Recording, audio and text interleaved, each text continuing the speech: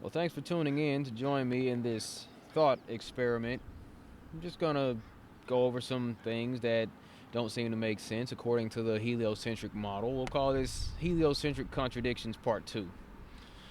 Uh, I find that when being met with opposition from the heliocentric enthusiast community, one of the things that people will say quickly is that, well, you're wrong, the earth is round. They say that the earth is round. Obviously, they mean to say spherical, but for some reason or another, these individuals who hold so tightly to this globe model, they won't even use the proper terminology. And yet, when we in the flat earth community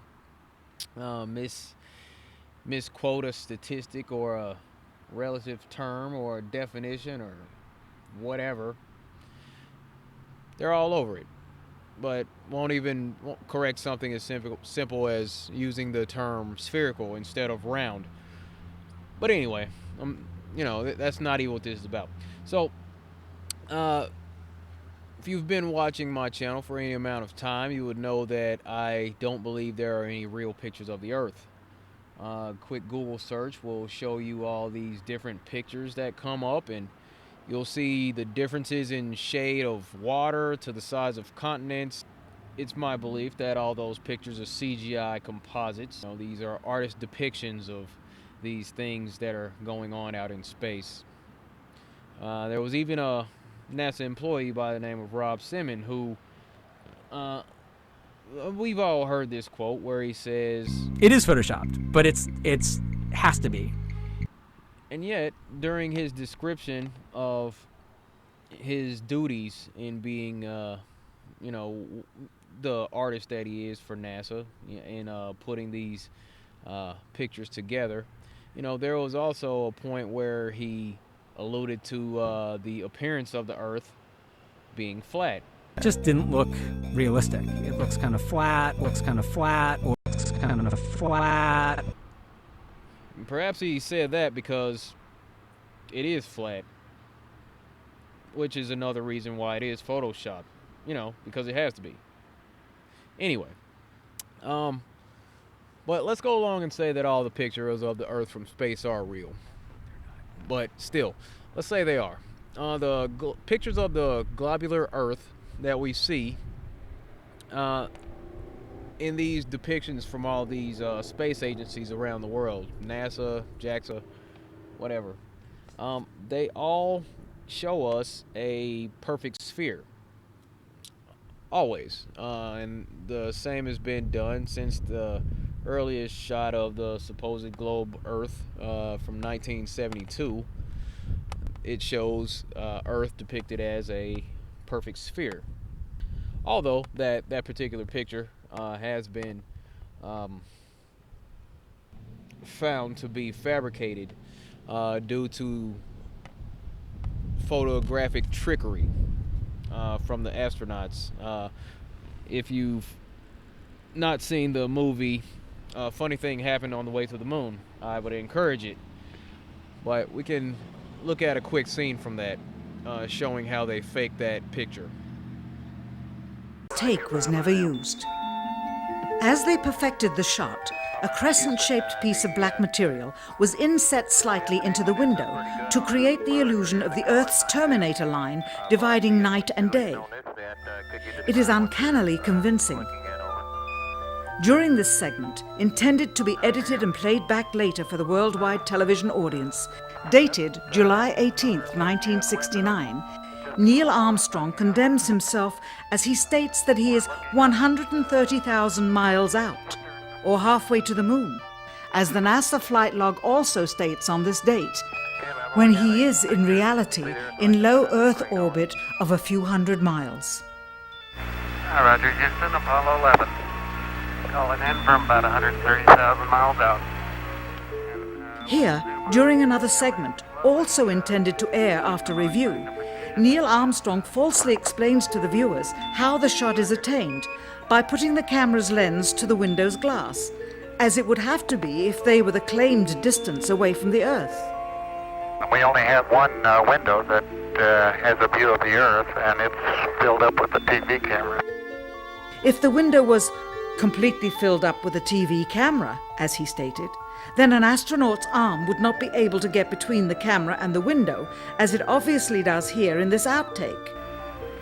South America becomes invisible just off beyond the Terminator or inside the shadow. You can also notice how the astronaut operating the camera reacted to the mistake by attempting to pan away from it. Blue cast. See white bands of major cloud formations across the Earth. And you see This is a segment that they believed wasn't even being recorded, much less suitable for broadcast, for the lens was being zoomed out and the scene was being changed to that of an interior of the astronauts at work, and apparently the stop button popped back up on the recorder without notice. Here is the diffused work light that they used to see camera controls, but not throw light onto the spacecraft's wall. Here they remove part of the crescent insert.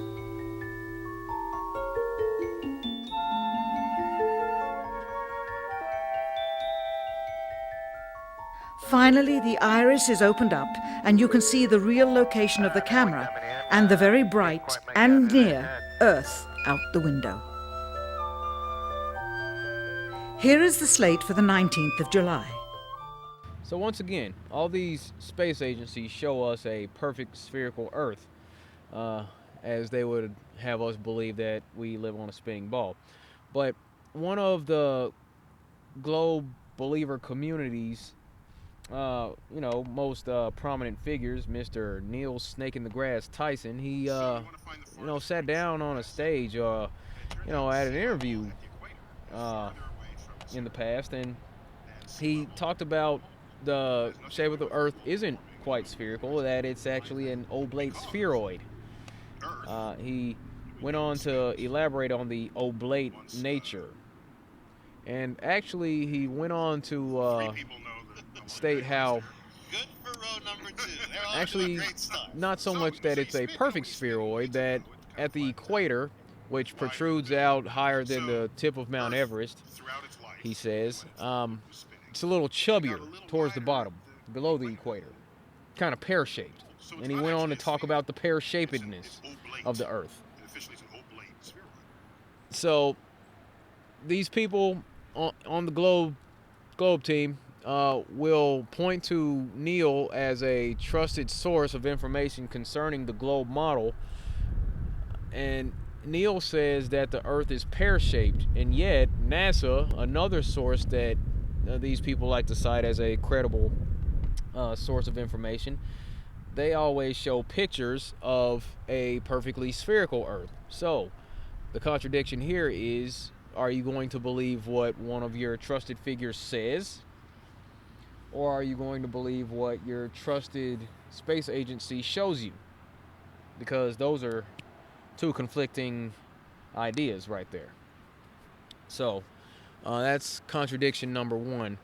Now, the next contradiction kind of dovetails off of that one. We'll talk about relativity versus the axial tilt. Now, as far as relativity goes, when I talk to people about how it's not possible for large masses of water to be held to the bottom of a spinning ball, they'll take out the word bottom and say that, well, bottom entails that there is actually an up or down out in space, and because we're on Earth and because we're out in space, they say that relativity applies, and that gravity, this magical unseen force, pulls all things towards the center of the Earth. Because of that, and the coupling of general relativity, everywhere you go, it's always up and down on the globe. Everything's being pulled towards the core, so there's not really an up or down. It's all relative, they say. And yet, they won't pick apart what Neil said about things being chubbier at the bottom, because he uses the word bottom also in his description of this pear-shaped Earth that we've never had pictures of. So his words go against the idea of general relativity because, well, actually, let me back up.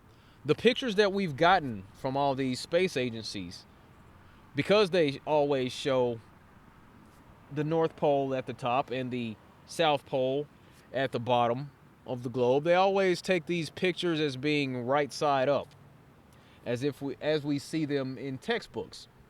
You know, North America's always here, and then Canada's above that. You got South America down here, right across the Atlantic. You have Africa, and there's the thicker part of Africa at this point, and then the slimmer part towards the bottom. It's always north to south how we see orientation of these spherical pictures from the trusted space agencies. Well, that goes against relativity too. Also, seeing as how there's not supposed to be any up or down, but it's odd, or it, raises a red flag that we always see those pictures as presented as if there is an actual up and down. We get those pictures that show us general up and down from the space agencies, and Neil deGrasse Tyson uses the term bottom as he describes a pear-shaped Earth that we've never actually seen. But relativity says there is no actual up or down. Still with me? Good. Now, let's talk about another thing. Axial tilt.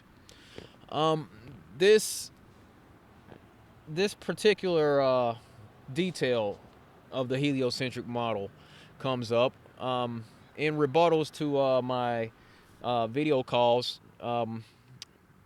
with Matt and Luke. Matt was in the UK, Luke was in Australia.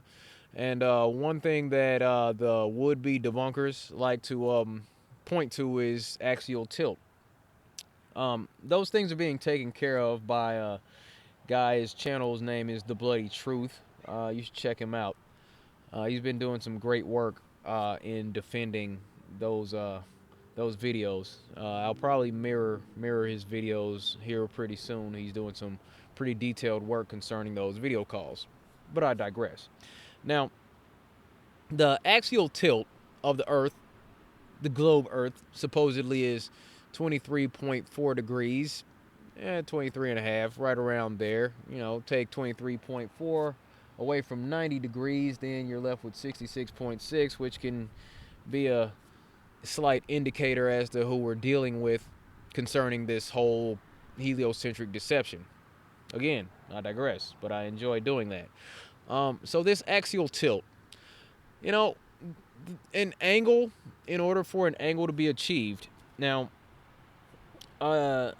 you have 23.4 degrees.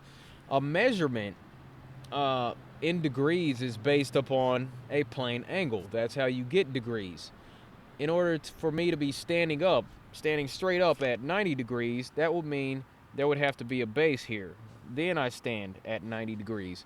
But out in space, there's no up or down. Now, is there? I'm not sure exactly what we're basing the axial tilt off of. Wait a minute. This is where people would say, well, we're talking about the orbital ecliptic, because the Earth spins. It's like there's a axial plane out there. They kind of flattened out the whole solar system to create this axial tilt, which is odd. But still, I think that's bogus. It sounds like a bunch of BS to justify other BS, in my opinion. You flatten out the solar system in order to create this 23.4 degree axial tilt. Although at the same time, you'll tell me while out in space, everything is relative. There is no up, down, left, or right. That's what you tell me to justify water sticking to the bottom of a spinning ball, which is another just ridiculous thing that people believe. But you see the contradiction there? If everything's relative and there's no up or down out in space, how exactly in the blue blazes do you establish an axial tilt without any base? There's no base in space. I do rhyme from time to time. Anyway, what's the Earth resting upon to create this tilt? And another thing that I thought about here was that Gosh, sun's kind of bright out here. Another thing that I consider with this whole axial tilt, relativity, fake pictures of space thing is, so if in fact we are tilted on our axis at 23.4 degrees, the Earth is always depicted in these official photos of this spherical globe Earth. They always have the globe Earth straight up and down. There's always north and south. It's never at that 23.4 degree axis tilt. So I guess that means that all the satellites that take these pictures of the Earth from space are all also orbiting at 23.4 degree tilt around the Earth in order to give us these pictures that always seem to come out right side up. Just red flags everywhere concerning this whole model. But just wanted to throw those things out there. Just a few things to think about, because what we're told about this globe model has so many holes in it. I mean, it's like Swiss cheese out here. It's ridiculous. But just consider these things: round versus spherical in the terminology, spherical pictures versus oblate spheroid rhetoric by old Neil, and the whole idea of relativity versus axial tilt, which is based upon some sort of foundation, but there's no foundation out in space other than this imaginary foundation that they contrived, and pretty much looking at what's going on out there and doing some reverse calculations to justify the nonsense that they push upon us. So that's all I got for this one. Just wanted to walk with you through this thought exercise as I enjoy this nice, clearing, sunshiny day out here. So, thanks for tuning in as always. Be sure to like and subscribe if you haven't already. Be sure to click the bell to receive notifications when I upload a new video. Be sure to link up with myself and the crew over at the Future of Flat Earth or at Flat Life on Facebook or at any of these other social media platforms. And as always, be good to each other, take care of yourself, and stay flat. See you next time. Thank you.